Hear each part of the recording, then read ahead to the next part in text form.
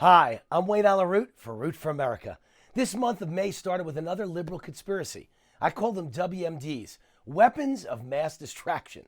It's like a game of three-card Monte. Trump's about to indict a ton of Democrats and FBI, DOJ officials under the direction of Democrats over here. And Democrats need you to look the other way, over there.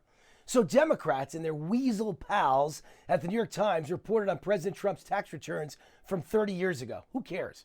A newsflash. No one. Trump's created a prosperous economy with plentiful jobs and higher wages. Most Americans only care about their own tax return. Thanks to Trump's economy and tax cuts, our own tax returns show higher income and higher take-home pay. Hey, Dems, you failed. Second, it's illegal for anyone to leak a private citizen's tax return. Whoever did it is going to prison. Or doesn't it bother the New York Times to be party to a federal crime? Wouldn't it be fun to see the New York Times prosecuted along with the IRS leakers? Third, Democrats really screwed up because their scam has backfired. They've reminded us to ask for tax returns. But I don't want to see President Trump's returns, who was a billionaire before he ever got elected. What I want to see is the tax returns of politicians who got filthy rich while in office. You know, like Harry Reid. Trump made his money in the private sector. That's none of my business. Trump took huge tax deductions. Who cares? They were all legal. If they weren't legal, how come the IRS never prosecuted him? But if politicians get rich while in office, that's something we all should investigate. How did Harry Reid retire as one of the richest senators on a salary of $175,000 a year? Can anyone explain how anyone gets rich on $175,000 per year after taxes, after kids in college, after homes with mortgages in both Vegas and Washington, D.C.? Because I can't make that math work. I think I know the answer. I believe everyone in Congress makes that $175,000 salary, but they steer billions of dollars in government contracts and million-dollar lobbying jobs to their spouses, children, parents, and siblings. That's the scam. So I don't care about a billionaire president's tax return.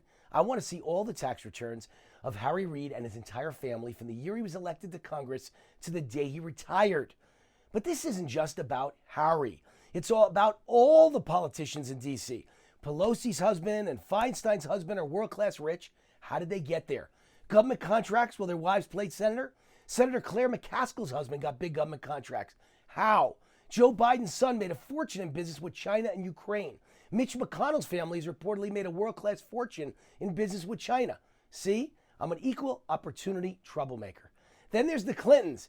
They're in a league of their own. The Clinton Foundation was an offshore extortion operation that would make the Gambino crime family blush. And then there's the under-the-table money and offshore bank accounts. As I've stated before in these very columns and videos, I am certain Democrats are taking bribes from the Mexican drug cartels to block Trump's wall. There's $600 billion a year at stake from drug and human trafficking. You can't possibly believe the liberal politicians demanding open borders and sanctuary cities and denying there's any crisis at the border aren't being bribed with billions in cash.